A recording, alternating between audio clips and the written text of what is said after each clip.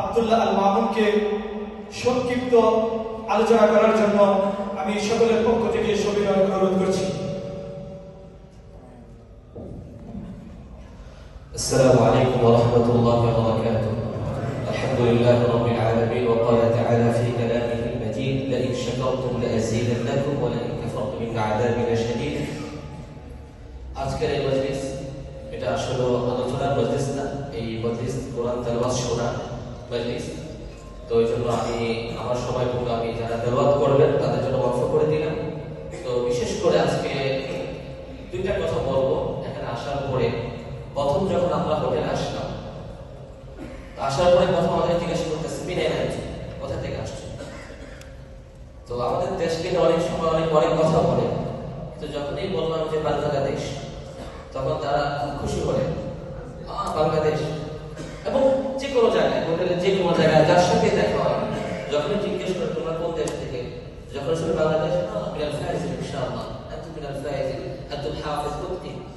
এই যে প্রশংসাগুলো আমাদের দেশের জন্য, এটা আমাদের জন্য অনেক বড় একটা সুসংবাদ। এবং আমরা আজকে এখানে যারা আছি সকলের কাছে আমি একটা সবিনয় অনুরোধ করবো। আমি জানি এখানে অনেক প্রবাসী আছেন যাদের সন্তানরা হাফেজ আলেম এবং যাদের সন্তান এখনো হয়নি। কখনো আমাদের প্রত্যেকের ফ্যামিলি থেকে একজন যেন হাফেজ ও আলেম হন, এই অনুরোধটা আপনার সন্তানের কাছে আমার থাকবে। বিশেষ করে আমি কুয়েতের যিনি আমির এবং কুয়েত সরকার, খুসুসান ওয়াজারাতুল আওকাফ ওয়া শুউন ইসলামিয়া দৌলাতুল কুয়েত, এবং আজকে যে সমস্ত মাশায়েখ আছেন তাদের সকলের কৃতজ্ঞতা জানাচ্ছি। আমি 2003 সাল থেকে 2024 সালে 21 বছর নিজের কখনো বক্তৃতা করেছি, কখনো ছাত্রদেরকে নিয়ে এসেছি। কিন্তু সত্যি কথা যেটা বলতেই হবে, কুয়েতের প্রবাসী উলামায়ে কেরাম, আইম্মায়ে কেরাম এবং প্রবাসী যারা আছে তাদের ভালোবাসা, তাদের আন্তরিকতা এবং তাদের এই জমায়েত সত্যি বিরল, আমি আর কোথাও দেখিনি। এই জন্য আবারও আমি আপনাদের শুকরিয়া আদায় করছি।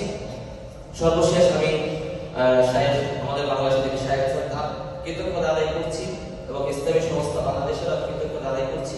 তারা এত চমৎকার, এত বড় একটা আয়োজন করেছেন এবং আপনারা সকলে এসেছেন এবং এত শান্তভাবে, এত সুন্দরভাবে একটা সুন্দর আয়োজন আমাদের কাছে উপহার দিয়েছেন।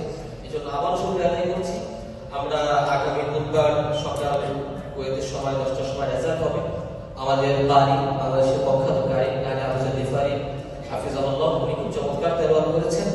আর বাংলাদেশের যে দুইজন হাফিজ আছেন তারাও ভালো করেছেন, নির্ভুলের নির্দ্বিধায় করেছেন। আস্তে আস্তে পৌঁছে কঠিন হচ্ছে।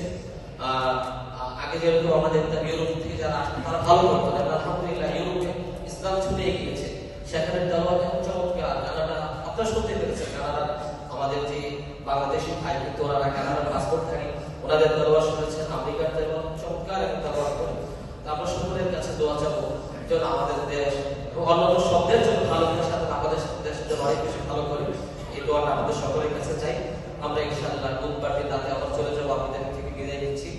আমাদের জন্য অনেক বেশি দোয়া করবেন, আমরা আপনাদের অনেক বেশি দোয়া করি। আপনারা এই দেশের যে কাওয়ানিন আছে, যে নিজাম আছে, নিজামুদ্দিন দৌলা আছে, এগুলোর প্রতি খুব বেশি খেয়াল রাখবেন, যাতে করে আমাদের